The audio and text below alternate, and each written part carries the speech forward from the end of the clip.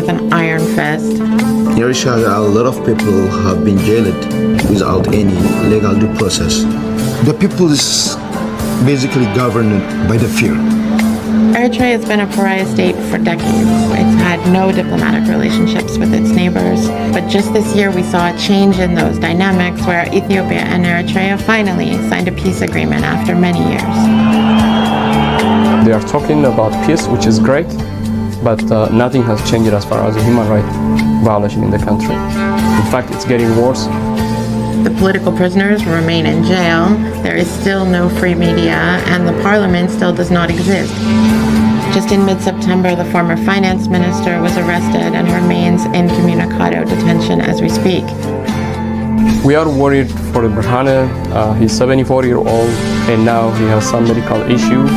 And at this point, every day matters. We want him to be free. We want